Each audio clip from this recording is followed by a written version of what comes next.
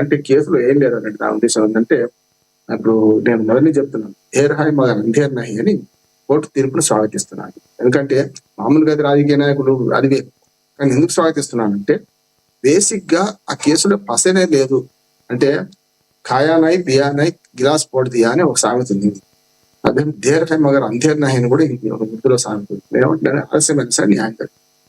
రెండు రాజకీయ పార్టీలు కొంచెం తనతో వ్యవహరిస్తాయి, వాళ్ళు అనుకూలంగా మాట్లాడతారు. కానీ మనం జనరల్ గా కోర్టు తీర్పుని ఎట్లా చేయవచ్చు అంటే, ఒకటి ఆ కేసులో ఏముంది ఏం లేదని తేల్చే క్రమంలో అన్ని తప్పుడు కేసులు పెట్టారు. చివరికి ఈ కేసులో ఏమీ లేదని తేలింది, మీరు అవసరమైతే మీ మీదనే కేసు ఎందుకు పెట్టకూడదని సిబిఐ వాళ్ళు అడిగింది కదా.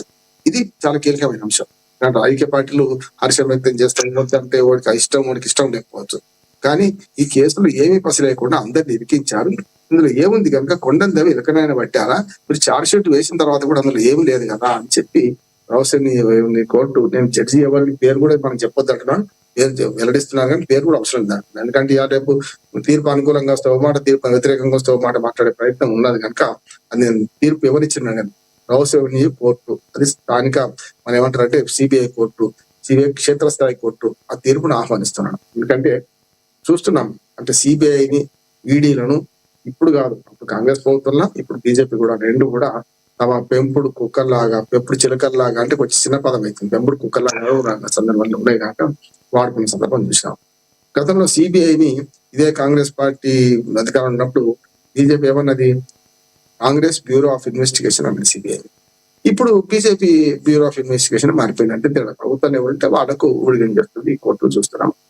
ఈ దశలో చూస్తే మనకు అర్థమవుతుంది ఏంటంటే, ఈ కేసులో కూలంకషంగా అన్ని బాధలు ఉన్న తర్వాతనే కేసులో ఏమీ లేదని 23 మందికి క్లీన్ చిట్ తెచ్చుకుంటూ అసలు కేసులో ఏం లేదని చెప్పి ఉల్టా నివేదించి అని నేను కూడా అంటున్నాను. నిజంగా అడ్వకేట్ గా ఇప్పుడు ఎవరైతే వీళ్ళ విలువైన జీవితాన్ని, కేజ్రీవాల్ గారు నెలల తరబడి జైల్లో ఉన్నారు, సంవత్సరాల తరబడి, కవిత ఉన్నది, సిసోడే ఉన్నారు, వాళ్ళ మంత్రివర్గం చాలా మంది మంత్రులు ఉన్నారు, లేకుంటే ముఖ్య నాయకులు ఉన్నారు, వీళ్ళందరి జీవితాన్ని ఎవరు తిరిగిస్తారంటున్నాను.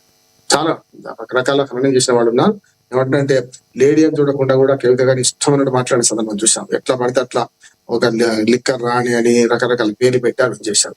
అందుకని ఎప్పుడు కూడా రెండు ఉంటాయి లక్ష్మణ, మగవాళ్ళ మీదనేమో అవినీతి పరుడని ముద్ర వేయడం, ఆడవాళ్ళ మీద శీలం మీద ముద్ర వేయడం, రెండింటితో చాలా వీక్ అవుతారు. అందుకని కేజ్రీవాల్ నాకు మంచి మిత్రుడు, కేజ్రీవాల్ గారితో నాకు ఆయన పార్టీతో ఏం సంబంధం లేదు. కానీ కేజ్రీవాల్ గారు అంతకుముందు అన్నా హజారేతో కలిసి పనిచేసినప్పుడు మేమంతా కూడా హమారా పైసా హమారా హిసాబ్ అని ఢిల్లీలో సుందర్ నగర్ కాలేజీలో పనిచేసాం. శీలా దీక్షిత్ ముఖ్యమంత్రి ఉండే అప్పుడు పనిచేసినాం. అందులో మేము మా పైసా మా లెక్క చూపించండి సమాచారం కోసం పోరాడినాం. అదే రకంగా అప్పుడు మనకు శీలా దీక్షిత్ కూడా సమాచార స్వేచ్ఛ చట్టం తెచ్చింది, ఆమె ఒప్పుకొని 3 సార్లు ముఖ్యమంత్రి అని. ఈయన కూడా కేజ్రీవాల్ గారు కూడా 3 సార్లు ముఖ్యమంత్రిగా ఉంది. ఆయన నా ఉద్దేశం ఏంటంటే కావాలని ఇరికిచ్చిన సందర్భం చూస్తున్నాం మనం. ఇది కరెక్ట్ కాబట్టి ఇది ఇప్పుడు దీని మీద కేల్కతం దుకాణం బంద్ కాలే, అసలు సంగతి ఇంకా ఉన్నది. ఎందుకంటే ఇప్పుడు సిబిఐ తీర్పు మీద, సిబిఐ కోర్టు తీర్పు మీద కింది కోర్టు కదా, ఏం చేస్తారు, సిబిఐ వాళ్ళు హైకోర్టుకి వెళ్తారు. ఢిల్లీనే హైకోర్టు ఉంది. హైకోర్టులో ఒకవేళ కేసు అవుతుందా కాదా తర్వాత సంగతి. హైకోర్టులో గెలవకపోతే సిబిఐ సుప్రీంకోర్టుకి వెళ్తుంది. అంటే ఈ వరుసగా నడుస్తూనే ఉంటుంది, ఆగది అంటున్నాను నేను. కాకపోతే స్టే దీనికి ఈ తీర్పు మీద స్టే ఇవ్వమని పెట్టుకుంటారు, మేము పైకోర్టుకు పోతామని అప్పీల్ చేసుకుందామని అవకాశం ఏమి కోరుతుంటారు సిబిఐ, అది ఇస్తుందని నేను అనుకుంటున్నాను. కానీ ఈ ప్రభుత్వానికి నా సలహా ఏంటంటే వీలైనంత వరకు స్టే పైకోర్టుకు ఒకటి అంటున్నాను. ఎందుకంటే ఇది ఏమీ బసలేదని కింది కోర్టు, క్షేత్రస్థాయి కోర్టు తేల్చినాక ఇంకా పైకి పోతే లాభం లేదు. సరే ఒకటి అయిందంటే అదృష్టం ఏంటంటే కవితది ఆమె రాజీనామా చేసి కవిత పార్టీలో లేదు బయటకు వచ్చింది కనుక నడిచింది. లేకపోతే కాంగ్రెస్ వాళ్ళు ఏమనేవాళ్ళు అంటే ఇప్పుడు బీజేపీ బీఆర్ఎస్ ఒకటే అనేవాళ్ళు, సమస్య లేదు కదా. చూస్తున్నాం కొన్ని కాంగ్రెస్ పార్టీ బాగుందా అంటే ఇదే కేసులో మనకు సామెత ఉంది లక్ష్మణ గారు, మన పాము పగ తోక చుట్టపడ్డాం కదా. ఇక్కడ ఏమైంది తెలుసా, ఈ కేసులో అయితే పాము చుట్టం తోక పగ అయింది కాంగ్రెస్ పార్టీకి. పాము చుట్టం ఎందుకు, పాము అంటే ఎవరు, కేజ్రీవాల్ ఏ1 నుంచి మంది పెడితే వాళ్ళు ఉన్నారు. వాళ్ళేమో మంచివాడు, అసలు కేసీ లేదు లిక్కర్ కేసు అంటారు. ఇక్కడ కవిత మీదకి వచ్చే ఒకళ్ళ కవిత మీద కేసు ఉంది అంటారు. ఇప్పుడు ఇలా బీజేపీ సంతోషంగా లేదు, బీఆర్ఎస్ సంతోషంగా లేదు, బీఆర్ఎస్ కూడా ఆ పార్టీ లేదు కదా, ఇప్పుడు వాళ్ళు కూడా సంతోషంగా లేదు. ఏమంటున్నానంటే మనం నిష్పక్షత మాట్లాడాలంటే ఇవాళ కాంగ్రెస్ పార్టీ కూడా ద్వంద్వ ప్రమాణాలు పాటించింది. ఆనాడు కేజ్రీవాల్ మంచోడు మీరన్నట్టుగా రామ్మోహన్ గారు, ఇప్పుడు ఏదైతే మీరన్నట్టుగా ఇప్పుడు బీఆర్ఎస్ పార్టీలో లేకపోవడం వల్ల ఒక రకంగా చెప్పాలంటే బీఆర్ఎస్ కూడా అంత బాగా అనిపించదు. అనివార్య పరిస్థితుల్లో ఇప్పుడు ఎవరైతే కవితను బీఆర్ఎస్ పార్టీలో ఇబ్బంది పెట్టారో వాళ్ళందరికీ పచ్చివెలకాయ గొంతుకులు పడినట్టు అవుతుందా? కేసీఆర్ సపోర్ట్ ఎప్పుడూ ఉంటుంది కూతురుగా ఆవిడికి. సో సో ఎలా ఉండే అవకాశం ఉందంటారు? కేసీఆర్ రియాక్షన్ ఏ విధంగా ఉండే అవకాశం ఉందంటారు? మళ్ళీ పార్టీలోకి బ్యాక్ వెళ్ళే అవకాశం ఉందంటారా? దాన్ని వేరు కానీ ఇప్పుడు కేసీఆర్ కానీ వర్ణిస్తాను అంటే విటంజలు పోతే మాట్లాడలేదని అన్నారు కదా. ఎవరికైనా ఆయనే విటంజలు పోతే సంతోషం ఉంటాడు వాళ్ళ తండ్రి తప్పు కాదా అని అన్నారు. ఇప్పుడు చాలా అడగంగా ఇప్పుడు కూడా కవిత కూడా తప్పు చేస్తున్నారు. కవిత ఏమంటుంది, మా తల్లితో మాట్లాడినా చూస్తున్నా, తల్లితో మాట్లాడి ఇప్పుడు తల్లితోనే ఫోన్ మాట్లాడి ఆశీర్వాదం చేస్తున్నా. తండ్రి అన్న మరి అన్న మన శత్రువు అయితే కానీ ఇక్కడ కూడా అదే కవిత కూడా బాగా తోక చుట్టం అన్నట్టు. ఇప్పుడేమో బాగా చుట్టమైతే తోక పడిపోతుంది. తల్లి మంచోళ్ళు ఆమెకు మరి అన్నాను వీటి మంచోళ్ళు కదా, అందరూ వయసు కదా. అందుకనే నా కుటుంబము నా జాగ్రత్త కుటుంబం అంటుంది. సన్నాయి నొప్పులు వద్దంటుంది. కవిత కూడా చెడు సంతోషాన్ని కుటుంబ సభ్యులు మంచుకోండి, పార్టీ వాళ్ళతో మంచుకోండి. బీఆర్ఎస్ పార్టీ వాళ్ళందరూ పోలేదా ఆమె దగ్గరికి? అక్కడ ఏది పరామర్శకు పోలేదా? సత్యవతి రాథోడ్, సబితా ఇంద్రారెడ్డి, కేటీఆర్, హరీష్ రావు, ఎవరు పోయి చెప్పండి, అంతా పోయింది కదా. అంటే ఇప్పుడు ఏంటంటే పగ అయింది కనుక ఇప్పుడు వాటి సంతోషాన్ని కూడా పంచుకునే వీలు లేదు. అందుకని ఒక టైం అయింది. ఆమెకు ఒక డిసడ్వాంటేజ్ ఉంది మన దాకా. ఏంటంటే బీఆర్ఎస్ బీజేపీ ఒకటే అని విమర్శలు ఎదుర్కొని చూసిండ్రా, వాళ్ళిద్దరు కలిసిండ్రు అని కాంగ్రెస్ పార్టీకి అవకాశం ఉంటుండే. ఇప్పుడు ఆమె ఆ పార్టీకి లేదు కదా. ఇప్పుడు వాళ్ళిద్దరు కలిసిందని మేము లేదు కదా ఇక్కడ.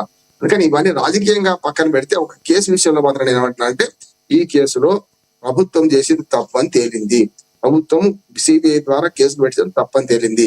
ఇంకో మాట కూడా చెప్తున్నాం, అంతకుముందు కాంగ్రెస్ పార్టీని ఎట్లానో ఇప్పుడు బీజేపీ కూడా అదే చెప్తుంది. ఏంటంటే ఎవరైతే మనకు సుజనా చౌదరి, మనకు మన సీఎం రమేష్ చాలా మంది మీద కేసులు పెట్టేసిన సందర్భాలు వాళ్ళు పార్టీలు జరగనే మనకు నిష్కలంకులు సచ్చరితులు అయిపోయింది కదా.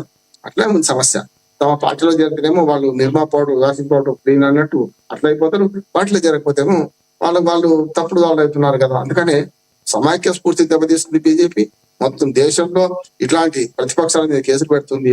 ఇందులో కాంగ్రెస్ పార్టీ కూడా ద్వంద్వ ప్రమాణాలు పాటించదు అంటున్నాను. బీజేపీ తప్పు చేస్తే తప్పని, కానీ మీ దానిలో కూడా కూటమిలో లేని పార్టీల వైపు ఒకవైపు, కూటమిలో ఉన్న పార్టీ వైపు వరకు మాట్లాడుతున్నారు. అప్పుడు కూడా కేజ్రీవాల్ సమర్థించింది ఎందుకు కాంగ్రెస్ పార్టీ అంటే ఆనాడు కూడా అప్పటికి ఆయన కేజ్రీవాల్ వ్యతిరేకం కాలేదు, హర్యానా ఎన్నికలు రాలేదు కనుక కేజ్రీవాల్ పంచాడు. అంటే అసలు కేజ్రీవాల్ మూలమే ఆయన అంటుంటే ముఖ్యమంత్రి ఆయన ఉందంటే ఆయన మంచివాడు ఎట్లంటారు అలా ఏ20 ఉన్న కవిత ఎంత పెట్టింది. అందుకని ఈ రెండు జాతీయ పార్టీలు కూడా ప్రజలకు అన్యాయం చేస్తున్నాయి. ఇక్కడికి వచ్చే కల్లా తీర్పుడు స్వాగతిద్దాం. తీర్పు మీద ఇప్పటికీ కేంద్ర ప్రభుత్వం సలహా ఏంటంటే సిబిఐ ద్వారా అప్పీలు పోకండి, ఇంకా పరువు తీసుకోకండి అంటే ఇంత. రైట్ సార్, నేను మళ్ళీ మాట్లాడతాం మీతో. మనం రాజమౌళి గారితో మాట్లాడదాం, రాజకీయ విశ్లేషకులు. రాజమౌళి గారు నమస్తే సార్. నమస్తే అండి. రాజమౌళి గారు ఏదైతే కవిత గారు ఉన్నారో మాట్లాడిన బయట ఒకటి ఉంది, ప్లే అవుతుంది, చూద్దాం.